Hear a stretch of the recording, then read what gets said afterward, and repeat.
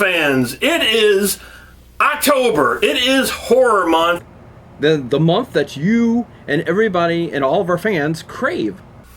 Well, I don't know about that. But we crave it. We really crave it a lot. Like Wes Craven. Yeah. Which was last year's horror month. Exactly.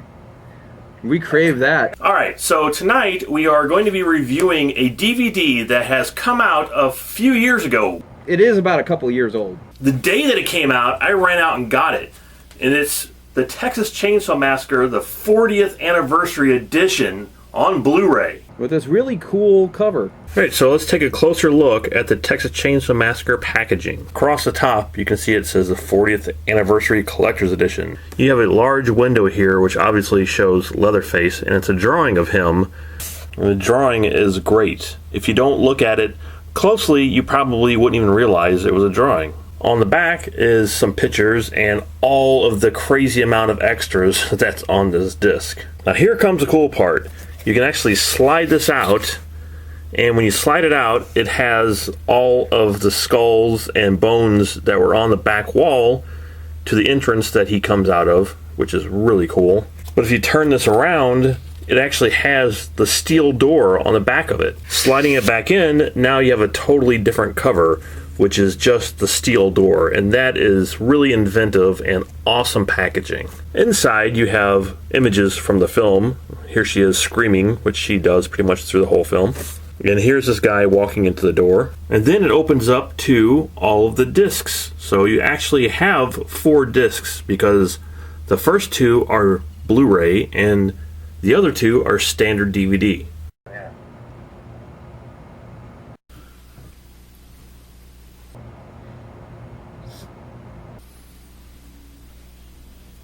That's you, Vince. Okay. That's all you, Vince, now. It's all you. So yeah, this Blu-ray set is fantastic. I love the way they did it. The whole opening up, you know, pulling it out of the sleeve and opening it up, and you see the 4 discs there. It's a 4K scan too, I believe, is it not? Yes, and an all-new 4K digital transfer. And I don't have a 4K TV, so I've always kind of wondered what this actually looks like in 4K. Neither do I. But I can tell you this. The picture of this is spectacular. It is so crystal clear. It's the clearest I've ever seen this film. Ever. Before we get into the extras, Vince, I kind of want to talk about the film a bit, and I know a lot of people are like, do you really have to sit here and talk about the movie? Yeah, I do, actually. Exactly. What would be horror month if we didn't explain the film a little bit? So when I was a teenager or younger when I saw this film, I actually did not like it very much. Wow, I'm surprised you said that, because I totally agree with you. When I first saw it, I wasn't crazy about it. Because back then, I was all into the gore. I wanted the blood and the dripping and the heads getting cut off and all that stuff. Just blood everywhere and limbs flying off. And it has the word chainsaw in the title, and there was hardly any blood in this movie at all. Yeah, but that's not actually why I wasn't crazy about it. I guess I just didn't get it. Exactly. It was made for an older audience, and when you're a kid watching it, it's boring to you. You're like, okay, where's the blood? Where's the chainsaws? There is nothing. That I don't know. There was something about it. It just didn't really click with me. And the other thing that really bothered me was the main actress. Just, you know, for the most part, her acting is just screaming and crying. I didn't feel like there was a whole lot of story to it or anything, and it didn't click. I didn't get it. Yeah, I mean, I agree. When I saw it the first time, I didn't like it, and I hadn't watched it for a long time after that either. And it wasn't even probably 10 years ago that I watched it again for the first time. And I'm like, wow, what was I thinking when I was a kid? Because this thing is a freaking masterpiece, and now I can see why everybody loved it so much. Well, I was going to say that too. Is like, I had heard over the years, you know, horror fans everywhere telling me, oh, Texas Chainsaw Massacre is just fantastic. It's so great. It's fantastic. Blood and guts and this and that. No, I didn't see that much blood and guts, but, you know, I didn't get what was the hype about it either. now I sat and watched it on this Blu-ray, and seeing it in the picture that it is, and with the sound, it was amazing to me. I was like, wow, this is really brutal. I get this now. I understand why this was such the masterpiece that it became. I didn't get it at that time, but now I get it. I mean, it was actually more frightening watching it on this Blu-ray than it ever had been for me. And I actually did cringe at a lot, even though I'd seen it before. I sat there and went, ooh. The very first shot of this film of that corpse sitting on top of the tombstone vents, I mean, oh my God, that is so clear. I had never seen I literally had never seen it like that before. I was just like, holy crap. So the first time I ever got this movie, my mom had bought it for me for my birthday on VHS. So I put it in and watched it the first time. It was like really dark. I mean, you could barely see the picture. It was really dark. I didn't even remember the beginning of this movie, to be honest. I didn't even remember the corpses on top of the tombstone. I didn't remember them pulling up to the cemetery. I was like, it was almost like a brand new movie to me watching it here on Blu-ray. Yeah, it was, because it's so clear and you get to see the detail they put into this stuff. And when you watch it on VHS or you watch it on TV, it's usually a really bad, grainy print. And it's because of the cameras, basically, they used. They didn't use high-end cameras. That's why it's so grainy. It's even grainy on the Blu-ray, which is fine, but it's still clear enough to where you're amazed at some of these scenes that you're like, oh man, I can see everything. And it's incredible. Exactly, and I found it to be almost a brand new movie to me. Like I said, it was almost watching a film that was just made yesterday. So there's a lot of extras on here. I mean, there is an insane amount of extras on this disc, and we really need to get into them. So first of all, there's 4 commentaries, and I'm going to comment on 2 of them, and Vince is going to comment on 2 of them. Without further ado, here are what we thought about the 4 commentaries. Okay, so I listened to the first commentary, which was with Tobe Hooper, Gunnar Hansen, and cinematographer Daniel Pearl. And I gotta say, this is a great commentary, because I have heard commentaries from Tobe Hooper before, and they haven't been that great. But this one, he seemed to actually be awake during the commentary, and he was kind of, very talkative in this, which was kind of surprising.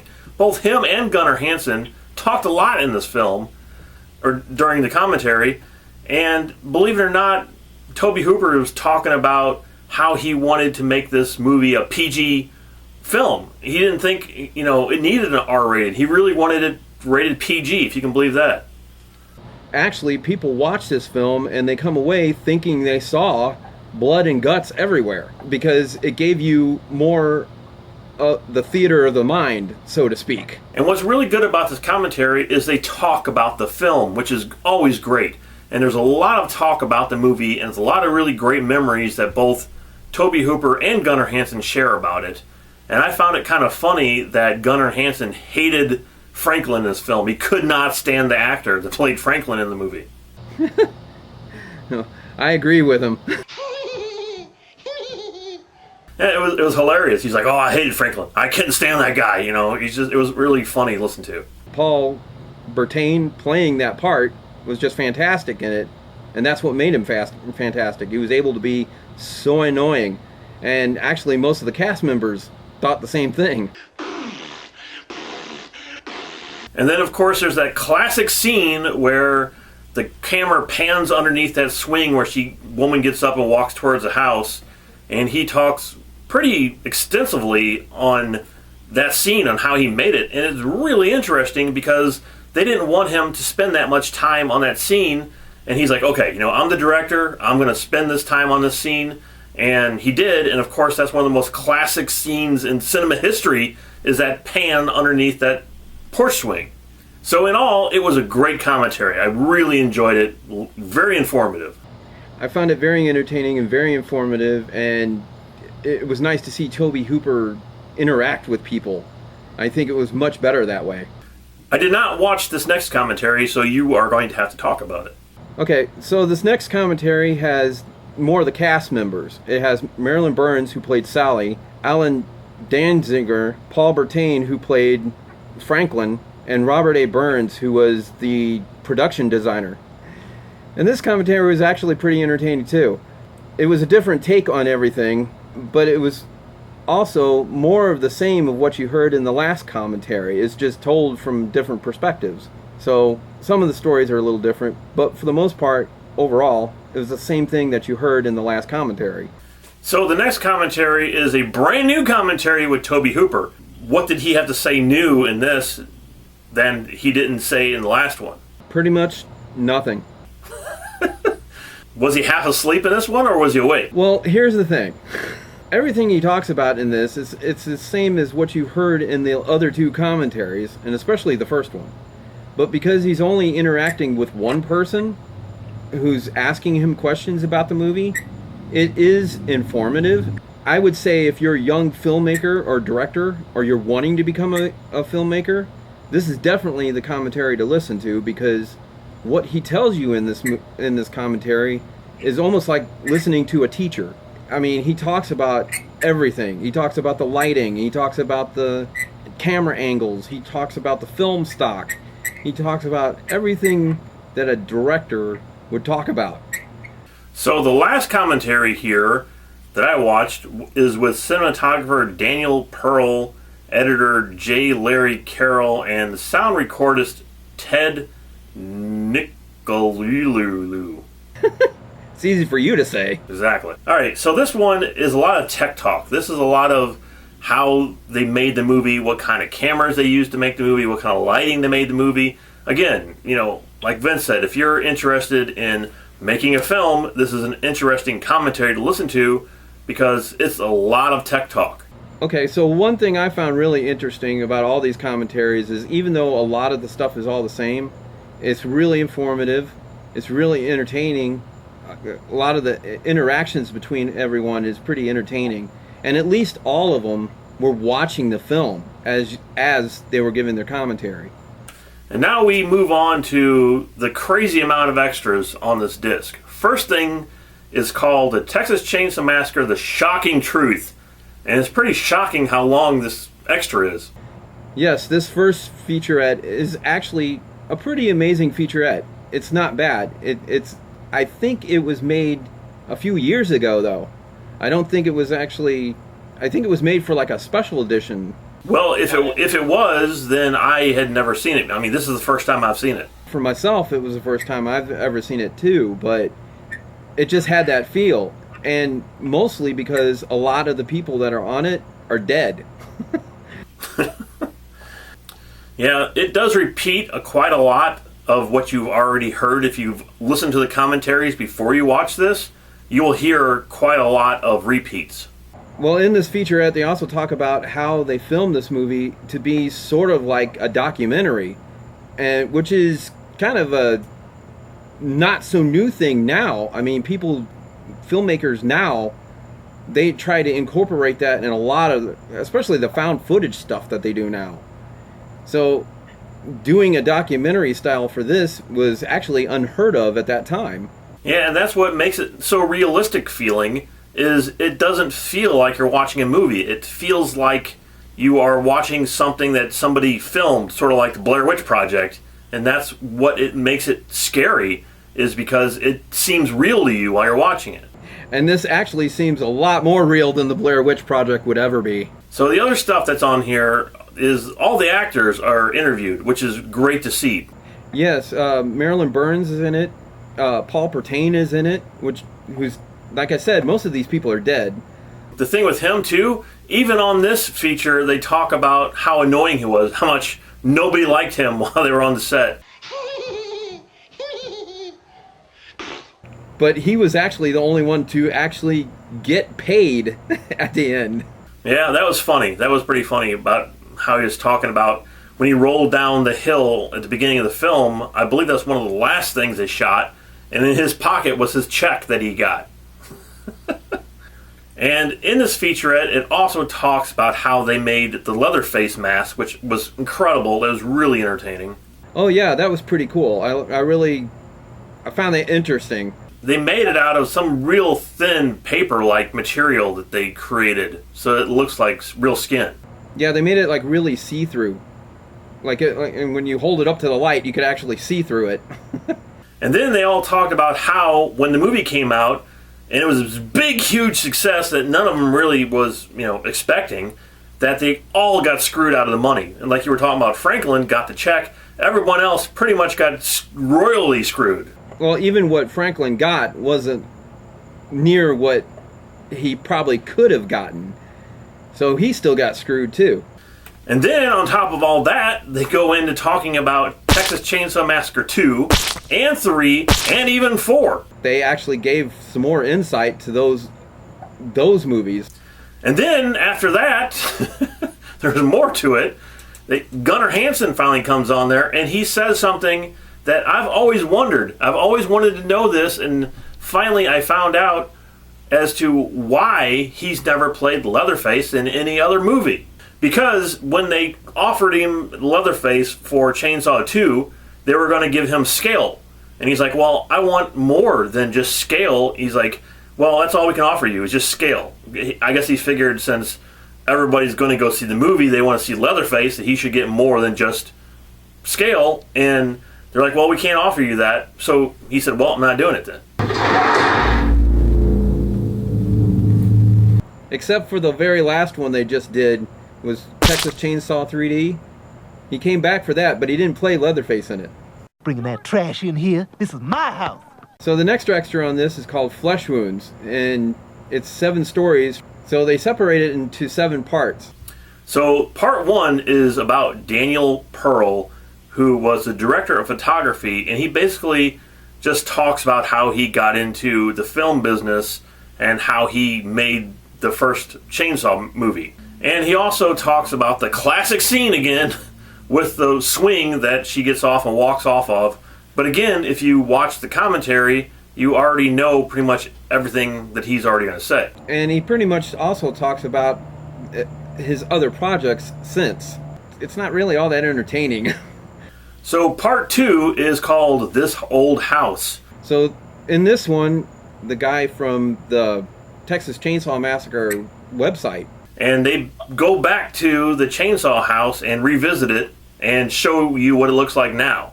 Yeah, I love this. I love this. The fact that they moved the house from where it was to a new location and completely restored the whole thing. And it looks great. And it was pretty cool that they went into each room and showed what it looks like now. And you can actually just see and picture what it looked like in the film. Part 3, Vince, and they interview the guy who played the crazy hitchhiker. I'm pretty sure he's actually crazy. Well, he said he was schizophrenic. Well, the deal with being schizophrenic is you don't get to choose. You just like kind of hang out and go, hey, let's see who's going to show up today. Sometimes it's rednecks, from hell, and sometimes it's, English gentlemen, and sometimes it's people from somewhere else, man, so you never know. You just kind of hang out and wait. It definitely shows on this because he's talking and then he's like talking in a different voice, then he's talking in another voice, and he's like answering himself in another, and he's just really whacked out. Which was really cool. I found this one to be one of the most entertaining parts of this documentary.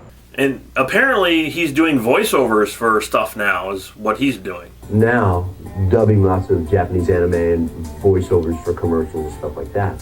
Whenever I get a big contract, I call my second grade teacher. And it's great fun.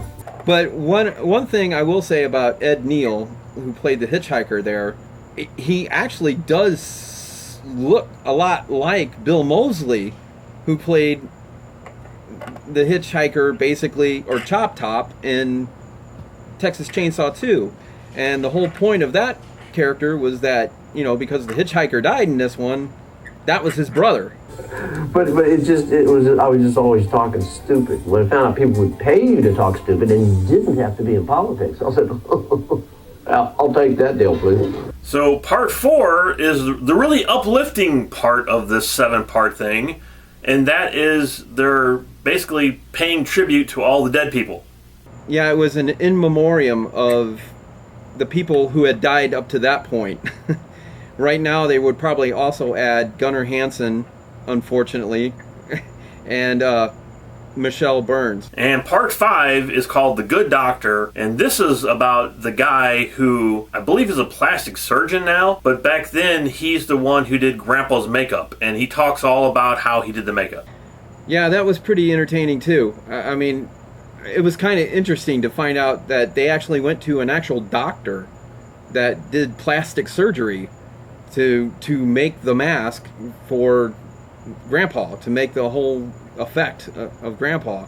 Like I said, I believe this guy is a plastic surgeon, so he had no clue as to how to do special effects for a movie, and he talks about how he actually had to look it up in books and whatnot to learn how to do it for this film. A lot of what he learned how to do was a lot of what all the other makeup effects artists, actual makeup effects artists, picked up on and enhanced and went further with, if you think about it. So next, we are on part 6 now, and that's called Frightmares and Wastelands. This is about 2 different horror conventions, Frightmares and Wasteland.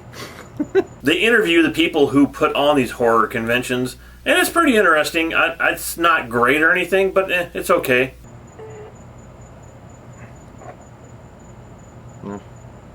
Got somebody calling in. Hello, Amanda. Hello? Hello, Michael. Hello? I want to play a game.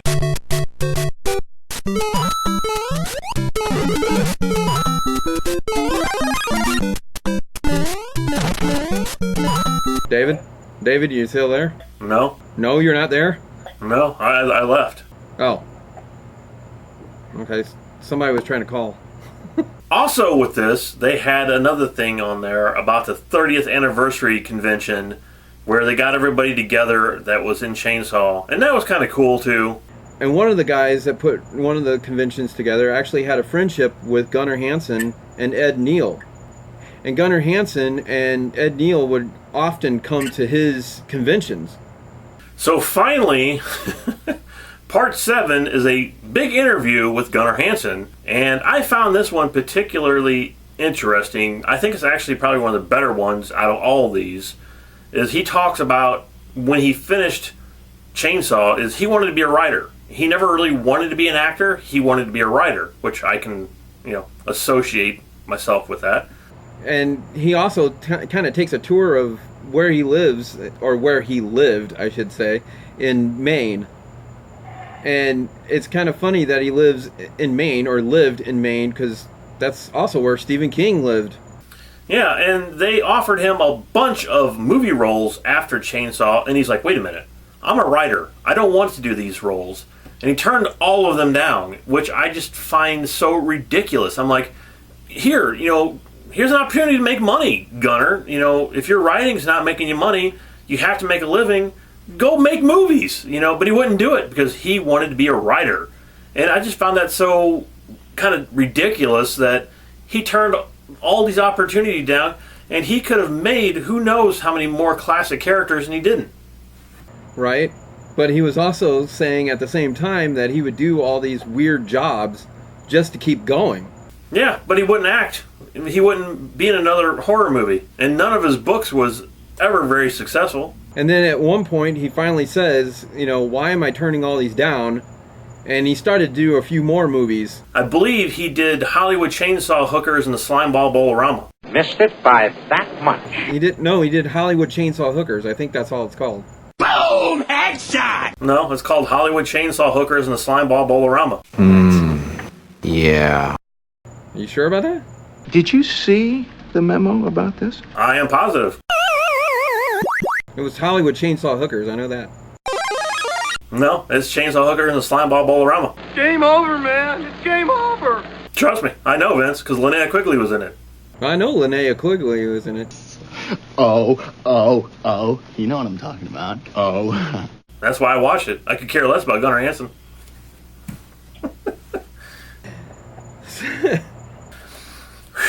All right.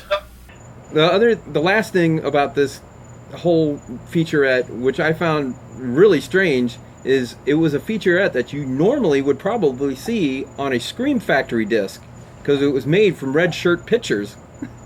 So the next extra events is a tour of the chainsaw house with Gunnar Hansen. But they bring Gunnar Hansen to the house, and the original chainsaw house, and now, of course, it's another restaurant. Because it went from like the Kingston old grill or something like that, and then it changed to like the Four Bears, and now it's actually something else. So, yeah, it was a great extra. It was a really cool extra to see him walking around in the house, and he's like, oh, hey, you know, there's still a chip out of the wood here from where I cut it with the chainsaw, and, you know, it was a lot of fun to watch. So, next extra is called Off the Hook with Terry McMinn. This is the actress that was, of course, the one that got up from the swing outside and went into the house and was caught by Leatherface and hung up on the meat hook. The Business of Chainsaw, an interview with production manager Ron Bosman. Alright, so this one is the guy that basically did a lot of the financial deals, trying to get the financing for the film.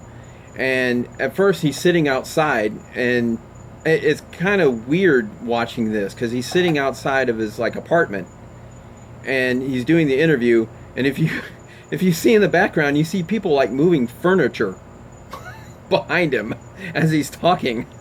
And it's really weird. It's like they stop and they're talking to each other and then they walk off. And the next extra is new and deleted scenes and outtakes. Okay, this is pretty interesting because it's exactly what it says. It's deleted scenes, but there's no sound to any of it. So you're just watching the video. And it's interesting because you kind of see where all of this stuff goes, but you can also understand why they cut most of it out. What I found interesting with this is when you're watching it, you can see what a small production it is. I mean, when they're in the van, they're literally driving in the van, and I guess Tobe Hooper's all the way in the back of the van with a camera filming it while they're just sitting around talking. And it's just, you can see how crazy it was when they filmed this. And I'm sitting there watching it thinking, wow, all this extra footage, if you watch it like it is, like that, you would never in a million years think he could make this movie out of that. So what's the next feature? Grandpa's Tales, an interview with John Dugan. Okay, so this is the actor that played Grandpa in the film for all of what, 2 scenes? 3 scenes? Yeah. And it's actually kind of an interesting interview with him, and he because he doesn't hold back. I mean, he says everything. I mean, there's like no filter on the guy whatsoever. So next up is Cutting Chainsaw, an interview with editor J. Larry Carroll. Okay, this one is the one I found really, really boring. I have not watched any of these. Well, I did watch them, but it's been such a long time ago, I don't remember them. And Vince has just watched all these recently, so that's why he's the one talking about them. I couldn't actually get through it, the whole thing. I did, but it was rough, because this guy just rambles on about nothing that really pertains to Texas Chainsaw Massacre. So now we have more deleted scenes and outtakes. And I believe this one is like the original stuff that they probably showed on like whatever special edition they had out. Now, I believe there's talking in this one too, isn't there? There is a couple outtakes and a couple deleted scenes that have a little bit of sound to it, but it's not much. It's mostly when they were filming it, and they're definitely outtakes. They're not really parts of the scenes. Next, blooper reel. You sure? Give me. You damn fool. You ruined the screen door. I'm sorry.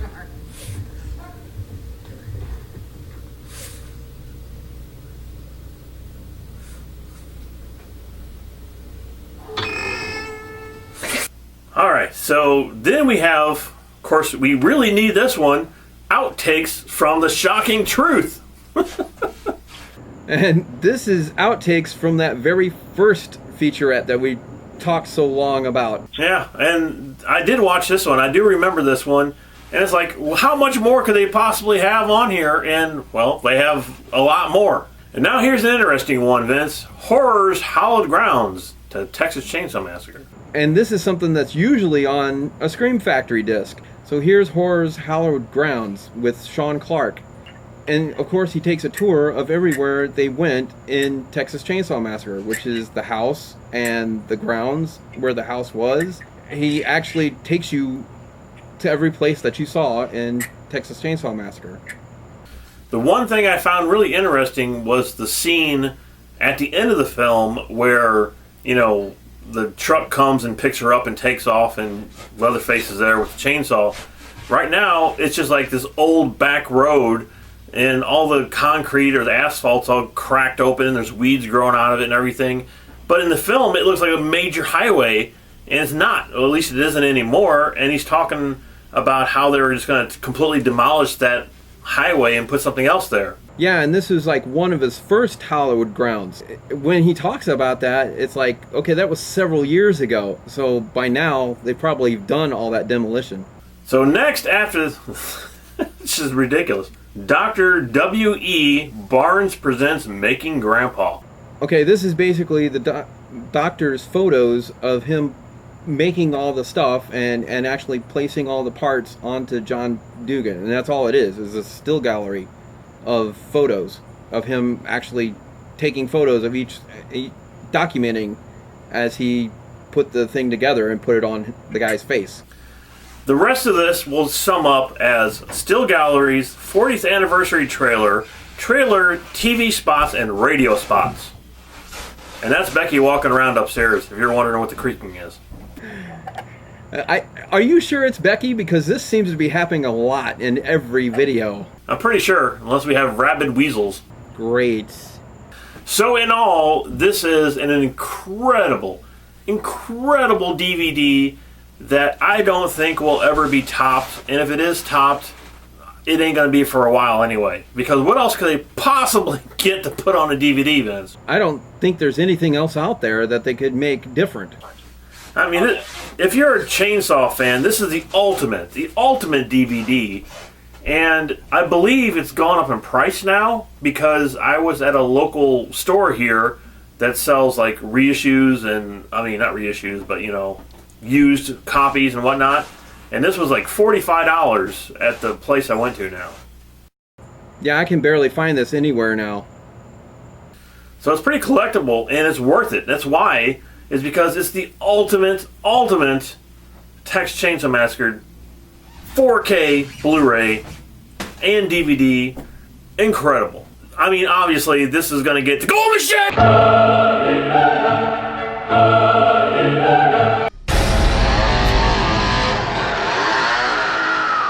Well, Vince apparently got abducted by Leatherface, is no longer on this review, but he told me that he also gives this gold machine! And the reason we sat here for the last 4 hours and reviewed this movie for you is because Scream Factory has released Texas Chainsaw Massacre 2. And we will be bringing that to you this month as well for Horror Month. So make sure you guys tune back in because we want to see you and we want to talk to you because that's what we do.